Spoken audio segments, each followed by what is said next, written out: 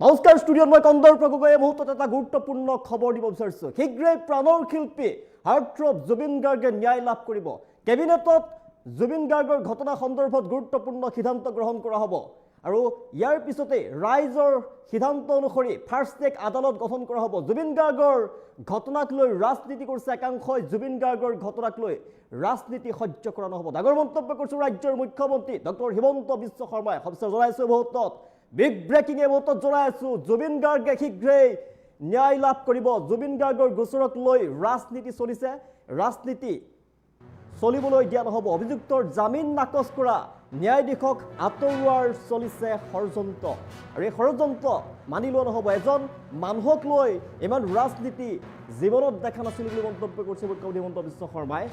এজন শিল্পীৰ গোচৰক লৈ যি ৰাজনীতি চলিছে সি কেতিয়াও দেখা নাছিলোঁ, তেনে কেতিয়াও দেখা নাছিলোঁ। বৰ্তমান ন্যায়াধীশগৰাকীয়ে গোচৰটোৰ সকলো অভিযুক্তৰ জামিন ইতিমধ্যে নাকচ কৰিছে। জুবিন গাৰ্গে ন্যায় লাভ কৰিব।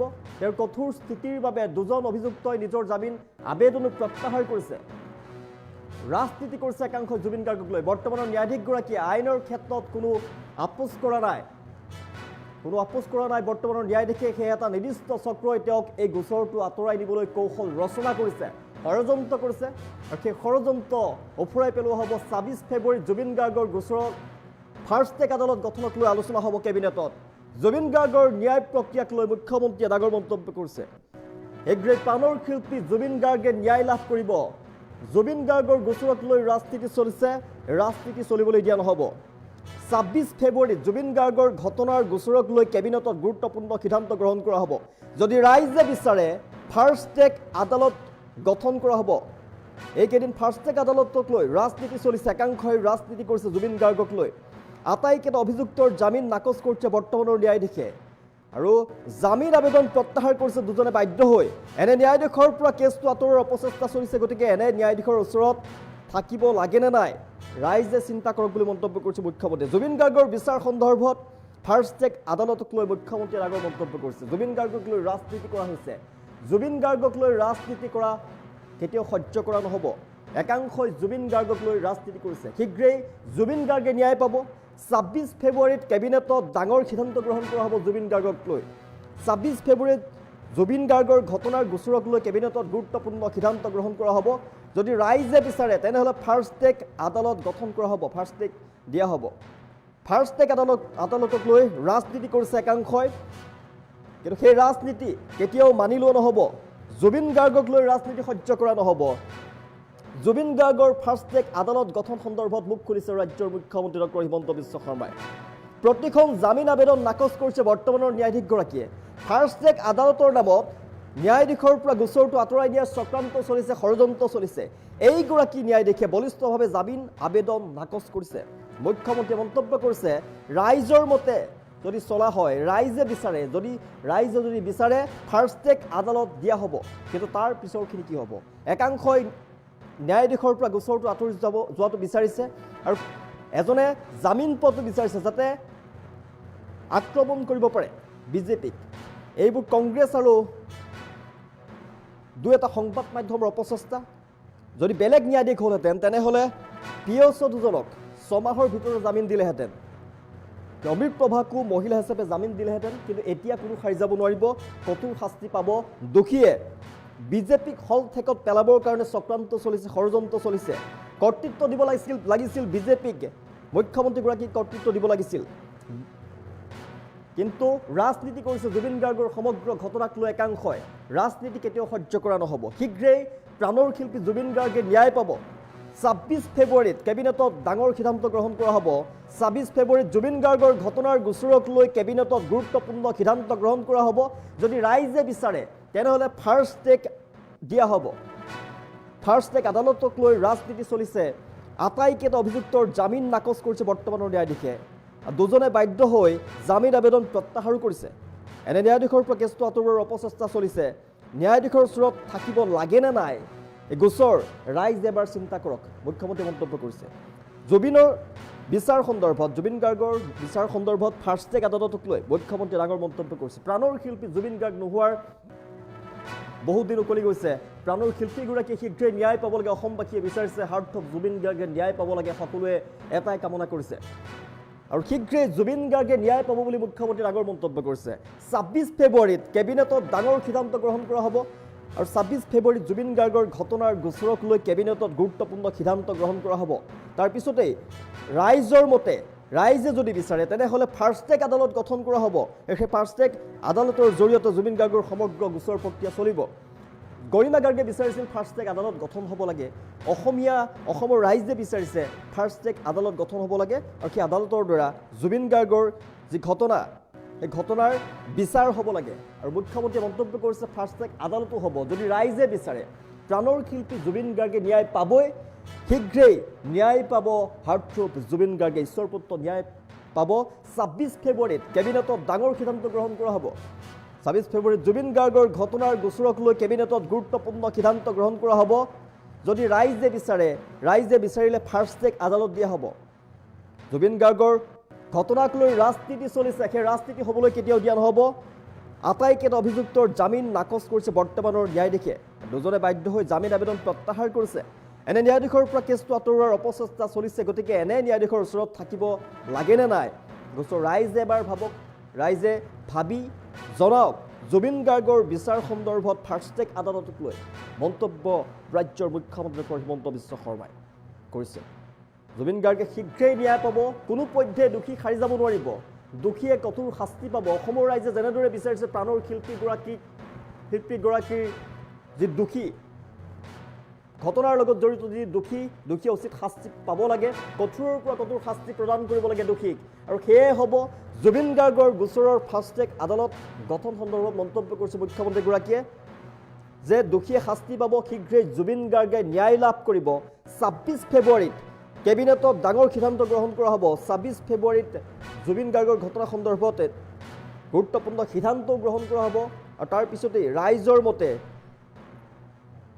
মতে ফাৰ্ষ্ট ট্ৰেক আদালত গঠন কৰা হ'ব যদি ৰাইজে বিচাৰে ফাৰ্ষ্ট ট্ৰেক আদালত গঠন কৰা হ'ব আৰু জুবিন গাৰ্গক ন্যায় প্ৰদান কৰা হ'ব কোনো সাৰি যাব নোৱাৰিব দোষীয়ে শাস্তি লাভ কৰিব ডাঙৰ সিদ্ধান্ত গ্ৰহণ কৰা হ'ব ২৬ ফেব্ৰুৱাৰীত জুবিন গাৰ্গৰ ঘটনাৰ গোচৰক লৈ কেবিনেটত গুৰুত্বপূৰ্ণ সিদ্ধান্ত লোৱা হ'ব শীঘ্ৰেই ন্যায় পাব প্ৰাণৰ শিল্পী জুবিন গাৰ্গে মুখ্যমন্ত্ৰীৰ মন্তব্য আছে মুখ্যমন্ত্ৰীৰ মন্তব্য এই মুহূৰ্তত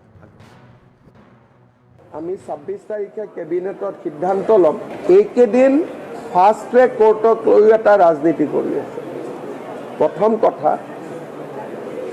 বৰ্তমান যিজন ন্যায়াধীশৰ তাত গোচৰটো চলি আছে তেখেতে প্ৰত্যেকখন জামিন নাকচ কৰিছে দুজনে বাধ্য হৈ জামিনৰ আবেদন উইথড্ৰ কৰিছে আৰু ৩খন জামিনৰ আবেদন এইগৰাকী ন্যায়াধীশে ৰিজেক্ট কৰিছে এতিয়া জুবিনৰ গোচৰটো এইগৰাকী ন্যায়াধীশৰ পৰা আঁতৰাই লৈ যোৱাৰ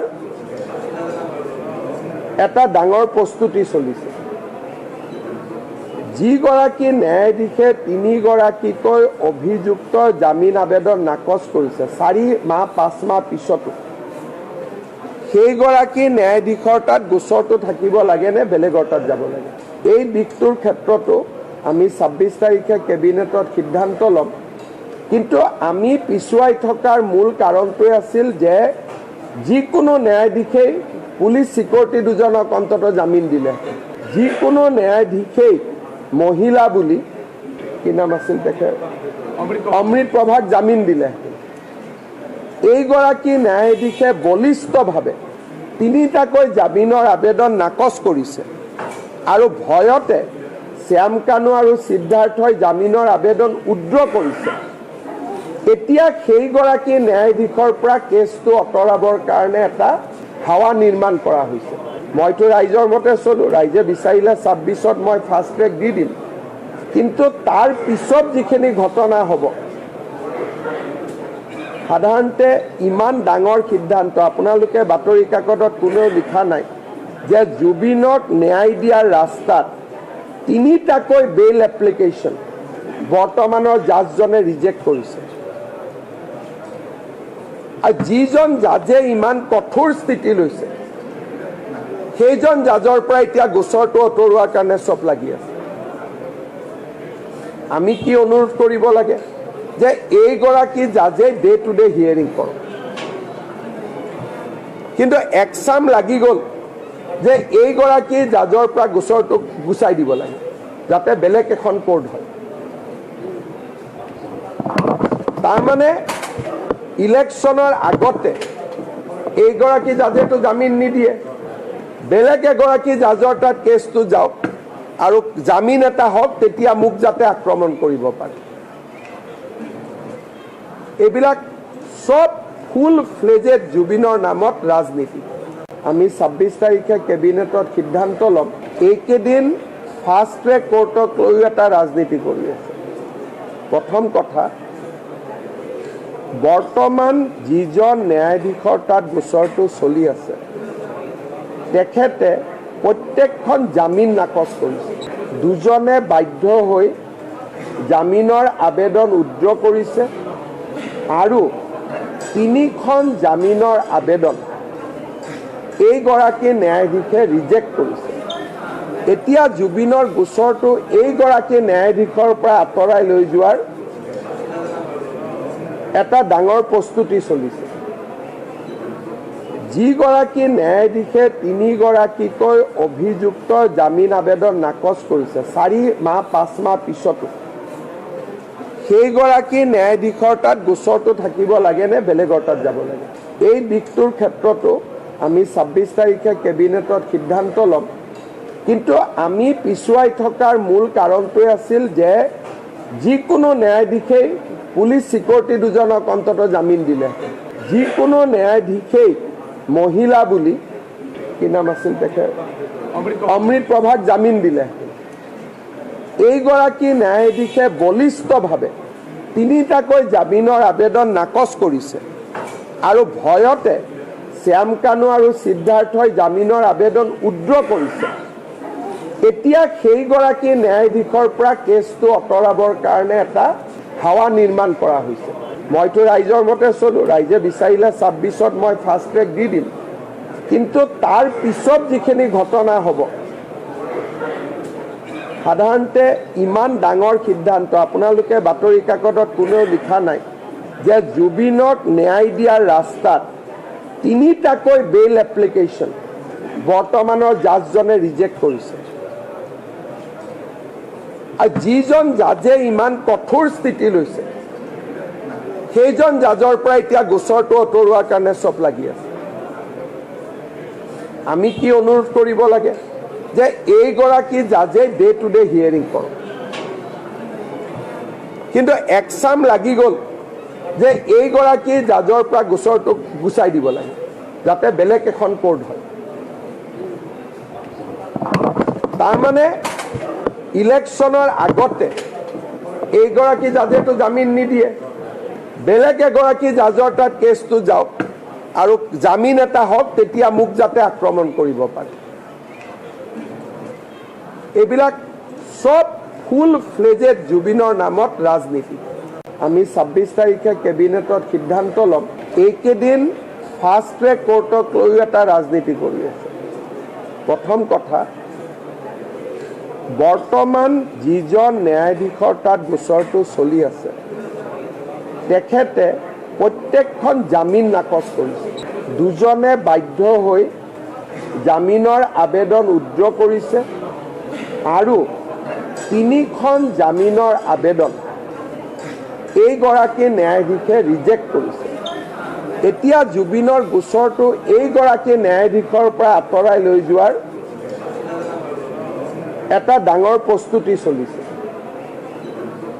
যিগৰাকী ন্যায়াধীশে 3গৰাকীকৈ অভিযুক্ত জামিন আবেদন নাকচ কৰিছে 4 মাহ 5 মাহ পিছতো, সেইগৰাকী ন্যায়াধীশৰ তাত গোচৰটো থাকিব লাগে নে বেলেগৰ তাত যাব লাগে? এই দিশটোৰ ক্ষেত্ৰতো আমি 26 তাৰিখে কেবিনেটত সিদ্ধান্ত ল'ম। কিন্তু আমি পিছুৱাই থকাৰ মূল কাৰণটোৱে আছিল যে যিকোনো ন্যায়াধীশেই পুলিচ চিকিউৰিটি দুজনক অন্ততঃ জামিন দিলে, যিকোনো ন্যায়াধীশেই মহিলা বুলি কি নাম আছিল তেখেত অমৃত প্ৰভাক জামিন দিলে। এইগৰাকী ন্যায়াধীশে বলিষ্ঠভাৱে 3টাকৈ জামিনৰ আবেদন নাকচ কৰিছে আৰু ভয়তে শ্যাম কানু আৰু সিদ্ধাৰ্থই জামিনৰ আবেদন উইথড্ৰ কৰিছে। এতিয়া সেইগৰাকী ন্যায়াধীশৰ পৰা কেছটো আঁতৰাবৰ কাৰণে এটা হাৱা নিৰ্মাণ কৰা হৈছে। মইতো ৰাইজৰ মতে চলোঁ, ৰাইজে বিচাৰিলে 26ত মই ফাষ্ট ট্ৰেক দি দিম, কিন্তু তাৰ পিছত যিখিনি ঘটনা হ'ব